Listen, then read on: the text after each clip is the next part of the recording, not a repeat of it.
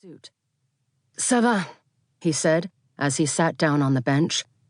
Despite the chill of the night, his riding outfit was damp with sweat. The man in the suit shrugged. "Ça ne fait rien," he replied, taking another drag on the cigarette. "What's with the scooter?" the biker continued in French, shrugging off his mud-splattered backpack. "It's for my kid."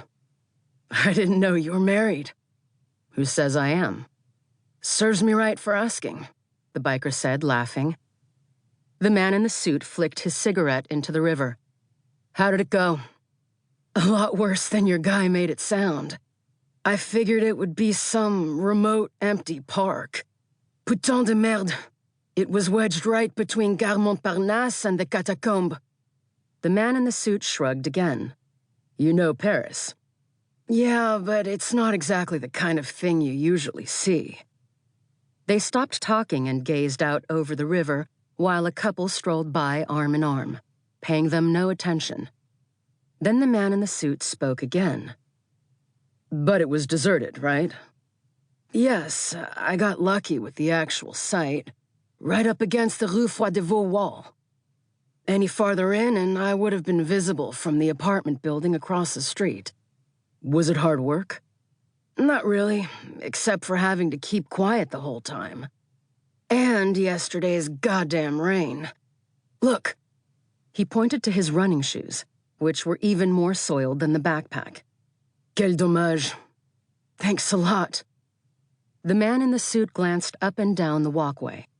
Nobody but the two lovebirds, now dwindling into the distance. "Let's have a look." The other grabbed his backpack and unzipped it, revealing additional mud and something covered in layers of plastic tarp, bubble wrap, and soft chamois cloth. A nasty smell arose. The suited man took out a pen light and carefully examined what lay within. Then he gave a grunt of approval. "Well done," he said. "How long did it take you to bike over here?" "About 10 minutes, using back streets." "Well, we'd better not hang around longer than necessary." The man leaned over and unsnapped the leather bag between his knees. The top sagged open, and something inside gleamed briefly in the indirect light. "What's that?"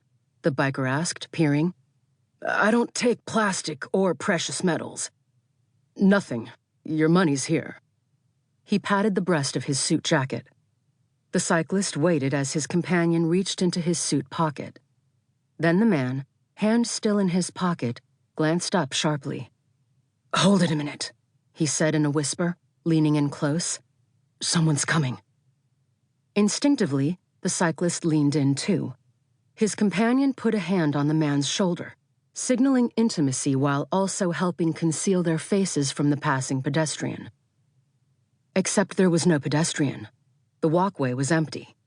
His other hand came out of the suit jacket holding a Spyderco Matriarch II, a tactical knife whose thin, reverse S edge was designed for one purpose only. The Emerson wave feature built into its spine meant the blade was already locked open by the time the knife was out of the jacket. The weapon was little more than a black blur as the blade slid between the second and third ribs, its edge going deeper as it traveled, severing the major arteries above the heart before it slipped back out again. The suited man quickly wiped the blade on the biker's trunks and returned it to his pocket in a smooth gesture. It all took no more than 2 seconds. The biker remained motionless in a combination of surprise and shock. Although his thoracic cavity was already filling with blood, the wound itself was so small that very little was dribbling from the rent in his jersey. Meanwhile, the other reached into his Gladstone bag and removed a heavy length of steel chain and a padlock. The rest of the bag was empty, save for a padded rubber and latex liner. Standing and making sure no one had come into view, he grabbed the steel scooter, folded it, pressed it against the biker's chest, then wrapped the biker's unprotesting arms around it and fixed them in place with the chain. He pulled the ends of the wrapped chain tight and padlocked them together.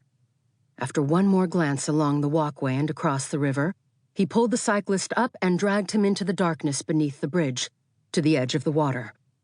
Heaving the man's legs over the curb, he released his grip and let the body slide gently into the river. Another 10 seconds had passed.